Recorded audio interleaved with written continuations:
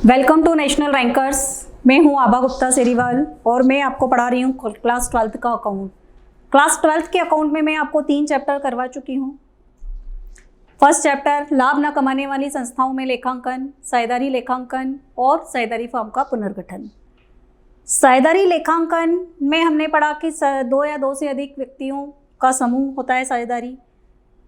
साझेदारी के पुनर्गठन में हमने ये पढ़ा कि जब भी साझेदारी समझौते में किसी तरह का कोई परिवर्तन किया जाता है तो वो साझेदारी का पुनर्गठन कहलाता है, जिसमें हमने नए साझेदार के प्रवेश और साझेदार के रिटायरमेंट से संबंधित कुछ चीज़ें भी देखी थी।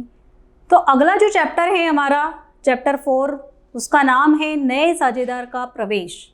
किसी भी फर्म में नए साझेदार के प्रवेश क्यों दिया जाता है, क्या ज़रूरत पड़ जाती है कि हम नए साझेदार को फर्म में प्रवेश दें। तो इससे संबंधित हम देखेंगे कि हमें नए साझेदार को प्रवेश क्यों देना है।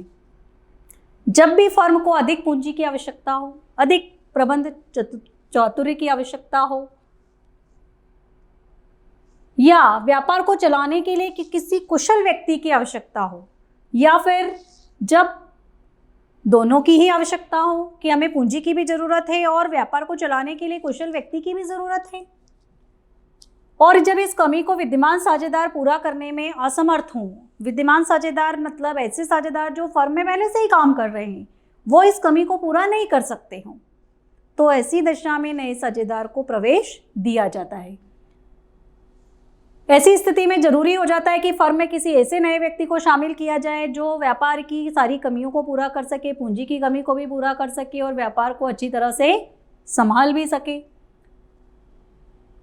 जब इस प्रकार किन्हीं व्यक्तियों को फर्म में साझेदार बनाया जाता है तो इसे नए साझेदार का प्रवेश कहा जाता है। साझेदारी व्यवसाय में नए साझेदार के प्रवेश का अर्थ साझेदारी के पुनर्गठन से है। नए साझेदार के प्रवेश करने पर क्या होता है, पुरानी जो साझेदारी संलेख होती है वो खत्म हो जाती है और उसके स्थान पर एक नई साझेदारी शुरू हो जाती है। भारतीय साझेदारी अधिनियम की धारा 31 की उपधारा 2 के अनुसार नया साझेदार प्रवेश के पूर्व फर्म द्वारा किए गए किसी भी कार्य के लिए उत्तरदायी नहीं होगा। जैसे कि कोई साझेदार आया और उसके पहले के जो फर्म के द्वारा किए गए कार्य हैं उसके लिए वो बिल्कुल भी उत्तरदायी नहीं है।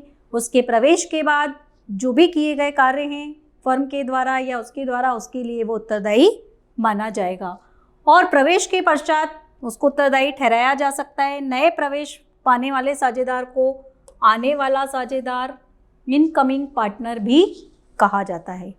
तो आपने देखा कि नए साझेदार का प्रवेश क्यों ज़रूरी है। जब भी व्यवसाय को बढ़ाना हो, पूंजी की आवश्यकता हो, या अच्छे प्रबंध संचालन की आवश्यकता हो, या फिर किसी कर्मचारी को प्रोत्साहित करना हो या बिजनेस का एक्सपेंशन करना हो, तो नए साझेदार को प्रवेश दिया जा सकता है। नए साझेदार को प्रवेश देने के लिए सभी पुराने साझेदारों की सहमति आवश्यक होती है और नए साझेदार के प्रवेश के बाद जो पुरानी साझेदारी संलेख है वो खत्म हो जाती है और उसके स्थान पर एक नई साझेदारी समझौता तैयार किया जाता है। किन व्यक्तियों को या किन फर्म को, किन संस्थाओं को आप फर्म में साझेदार बना सकते हैं, नए साझेदार के रूप में प्रवेश दे सकते हैं।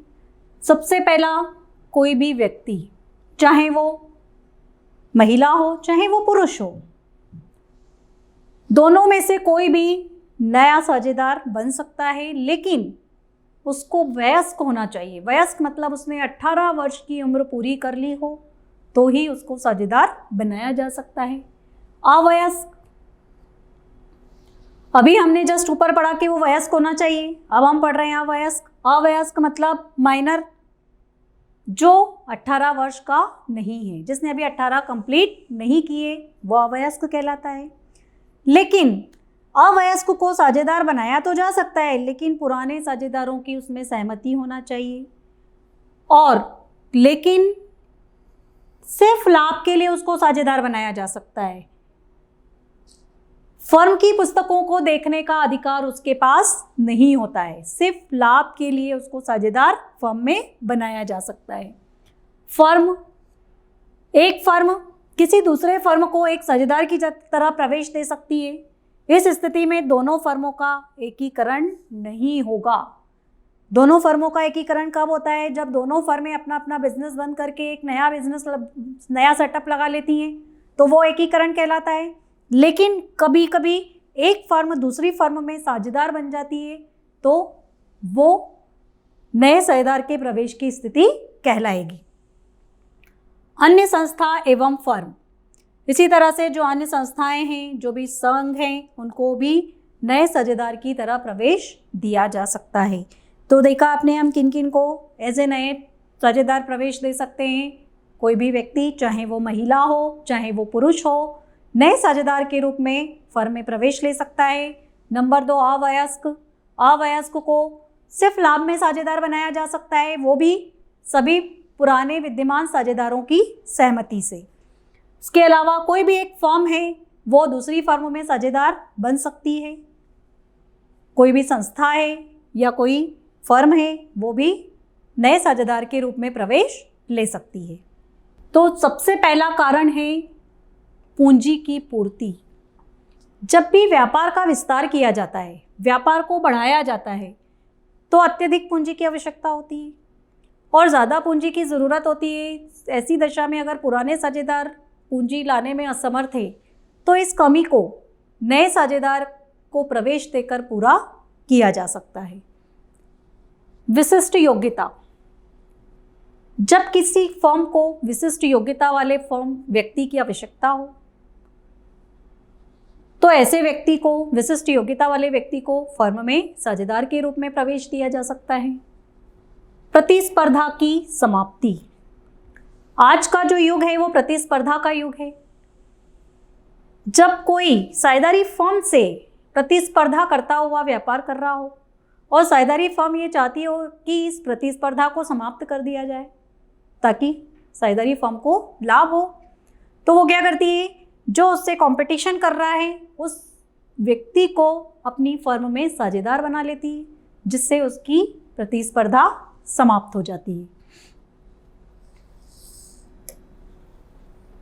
साझेदार की निवृत्ति या मृत्यु पर। जब फर्म के विद्यमान साझेदार की निवृत्ति हो जाती है, निवृत्ति मतलब रिटायरमेंट ले लेता है वो किसी कारण से, या उसकी अचानक डेथ हो जाती है, तो उसकी कमी को पूरा करने के लिए किसी नए साझेदार को प्रवेश दिया जा सकता है। विदेशी व्यापार की दशा में, यदि मान लीजिए कि फर्म ने अपना व्यापार बढ़ा लिया है, अब वो अंतर्राष्ट्रीय स्तर पर व्यापार कर रही है, विदेशों में भी अपनी शाखाएं खोल रही है, तो ऐसी दशा में विदेश का कारोबार संभालने के लिए उसको किसी नए व्यक्ति की आवश्यकता होगी। तो एम्प्लॉयज़ रखने, कर्मचारी रखने के बजाय वो ये उपयुक्त समझती है कि वहीं के किसी व्यक्ति को साझेदार बना लिया जाए, तो व्यापार का काम आसानी से हो सकेगा। तो विदेश में शाखा खोलने पर भी नए साझेदार को प्रवेश दिया जाता है। कर्मचारी को प्रोत्साहन देने के लिए, जब भी कोई कर्मचारी व्यापार में अच्छा काम करता है, लाभार्जन शक्ति को बढ़ाने में सहायता करता है, तो ऐसे कर्मचारी को प्रोत्साहित करने के लिए उसको फर्म में साझेदार बना लिया जाता है, जिससे क्या होता है कि जो बाकी के कर्मचारी हैं वो भी अच्छा काम करने लगते हैं। उनको भी लगता है कि हम भी अच्छा काम करेंगे तो हमें भी कुछ अच्छा उसका रिवार्ड मिल सकता है। व्यापार की समृद्धि के लिए, कभी कभी व्यापार की समृद्धि के लिए, उसकी गुडविल को बढ़ाने के लिए किसी भी प्रभावशाली व्यक्ति को फर्म में साझेदार बना लिया जाता है। व्यापार के उचित संचालन के लिए, जब व्यापार का उचित संचालन करना हो, सही तरह से पहले की तरह कामकाज नहीं हो पा रहा हो, तो किसी नए व्यक्ति की ज़रूरत पड़ती है, तो ऐसे व्यक्ति को फर्म में साझेदार बनाया जाता है जो व्यापार का संचालन अच्छी तरीके से कर सके। तो उपयुक्त दशाओं में से किसी भी एक दशा में किसी भी व्यक्ति को फर्म के पूर्व साझेदारों की सहमति से नया साझेदार बनाया जा सकता है। नया साझेदार बनाने के लिए आपको ये ध्यान रखना ज़रूरी है कि जितने भी पुराने साझेदार हैं उनकी आपसी सहमति होना ज़रूरी है। अब एक नज़र में आप देखिए इनके पॉइंट्स। पूंजी की पूर्ति के लिए नए साझेदार को प्रवेश देने के कारण या उद्देश्य। कारण पूछे जाएं तो भी आपको ये पॉइंट्स लिखना है, उद्देश्य पूछे जाएं तो भी आपको यही पॉइंट्स लिखना है।